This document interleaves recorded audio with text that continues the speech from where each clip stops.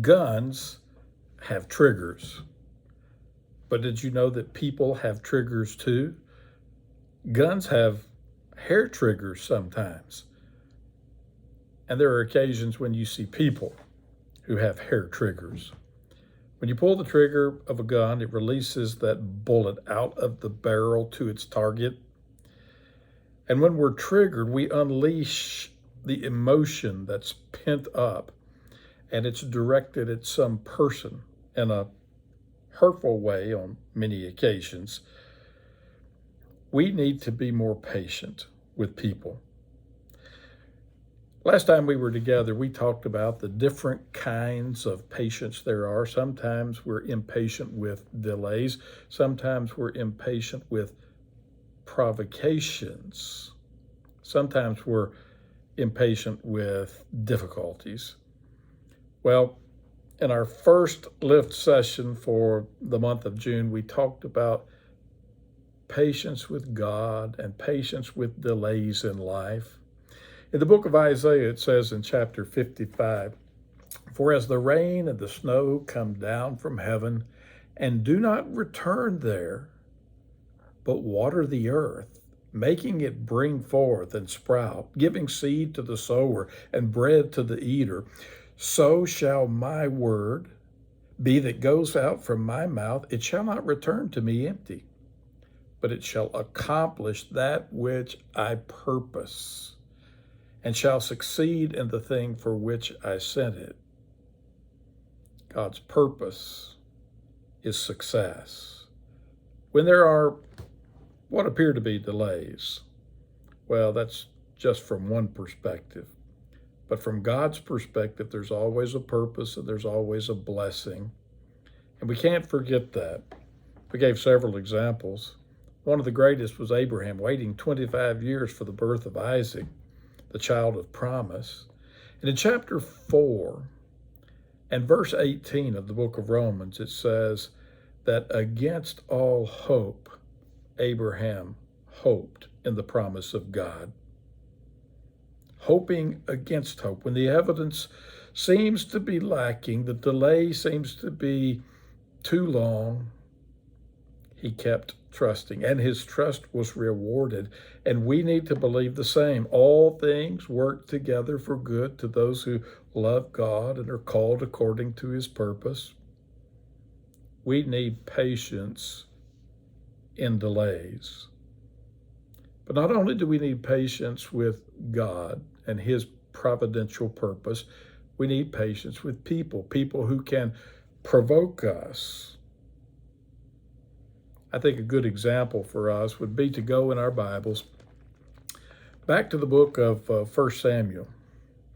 In the book of 1 Samuel, in the 24th chapter, we read about David being chased by King Saul.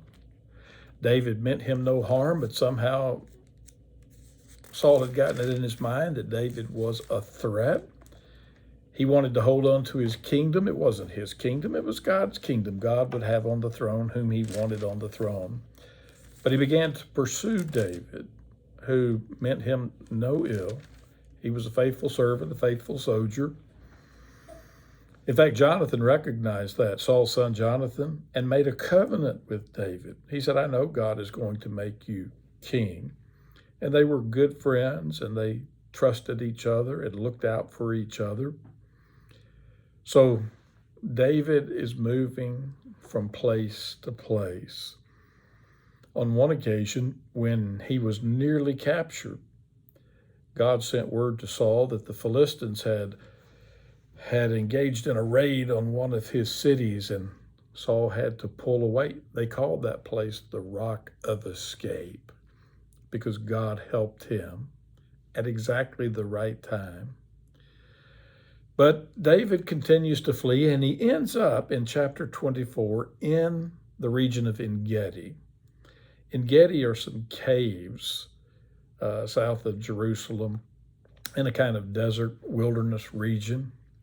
And I want to share with you some of these events. When Saul returned from following the Philistines, he was told, "Behold, David is in the wilderness of En-Gedi." And then Saul took 3,000 chosen men out of all Israel and went to seek David and his men in front of the wild goats' rocks.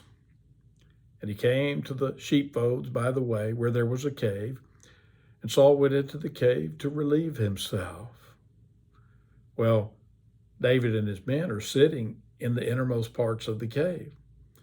And the men said to him, Here is the day of which the Lord said to you, Behold, I will give your enemy into your hand, and you shall do to him as it shall seem good to you. Well, what happened? David got up, and it says stealthily, he approaches Saul.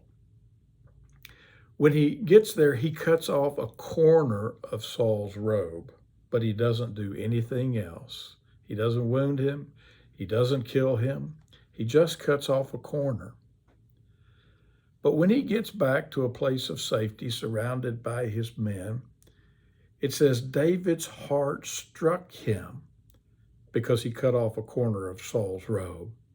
The Lord forbid that I should do this thing to my Lord, the Lord's anointed, to put out my hand against him, seeing that he is the Lord's anointed.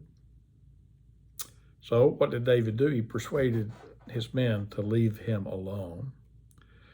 Well, as Saul begins to depart, David yells out to him and gets his attention.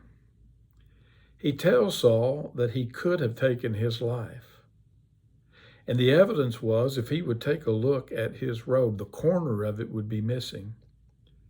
And he knew David was that close, and he could have cut his throat as easily as cut his robe, but he let him go free. Well, in verse 13, it says, as the proverb of the ancients says, out of the wicked comes wickedness, but my hand shall not be against you. Out of the wicked comes wickedness. Out of the abundance of a man's heart, he speaks and he acts. And so David said, here is proof positive. I'm not a wicked man. I don't intend to do you evil. Well, when Saul heard this, it says that he wept. And he cried out to David, you are more righteous than I, for you have repaid me good, whereas I have repaid you evil.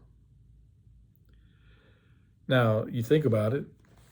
We have very similar words when we go over to the book of Romans. And we read there about the holiness of the Christian life as it is depicted by the Apostle Paul.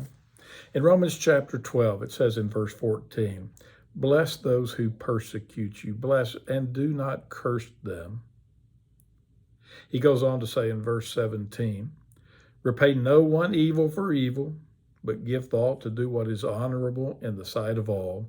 If possible, so far as it depends upon you, live peaceably with all. Beloved, never avenge yourselves, but leave it to the wrath of God. For it is written, vengeance is mine, I will repay, says the Lord. To the contrary, if your enemy is hungry, feed him. If he's thirsty, give him something to drink. For in so doing, you will heap burning coals on his head. Do not be overcome by evil, but overcome evil with good. What did King Saul say? You have repaid me good when I had repaid you with evil for the good you had previously done. And Saul says, Saul of Tarsus, Paul, the apostle says, repay no one evil for evil. I wonder if he had David's actions in mind.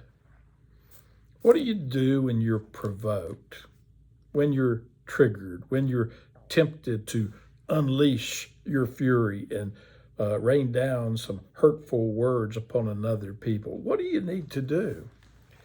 Well, the Apostle Paul tells us in the book of Ephesians, in chapter 4, I, therefore, a prisoner for the Lord, urge you to walk in a manner worthy of the calling to which you have been called. Here's what you need to do. with all humility. Don't get self-righteous and pompous. And gentleness, not harshness and cruelty. With patience, not impatience. He says, bearing with one another in love. Be eager to maintain the unity of the Spirit in the bond of peace. Well, what is the key when I am provoked? Don't stop loving. Well, what if I feel like I've been mistreated? Don't stop loving. And certainly don't repay evil with evil, but seek to overcome it. Let's move past this. Let's stop this downward cycle. And let's restore peace and calm and harmony in our relationships, at least as much as it depends upon you. So what do we see? Well, we can be impatient with delays, but we can be impatient with people, not just conditions and circumstances, but with people who provoke us. And when we're feeling proud and self-righteous and they can't treat me that way, I need to humble myself. And I need to be gentle rather than harsh, and I need to be patient. And God will be honored as I walk worthy of this calling that I have received in Jesus Christ, because he was patient with me, forbearing in love, so gentle, so humble. I hope you enjoy your discussions tonight as we talk about how we can practice patience in one of these three areas. And tonight, we're talking about patience in the face of provocations. God bless.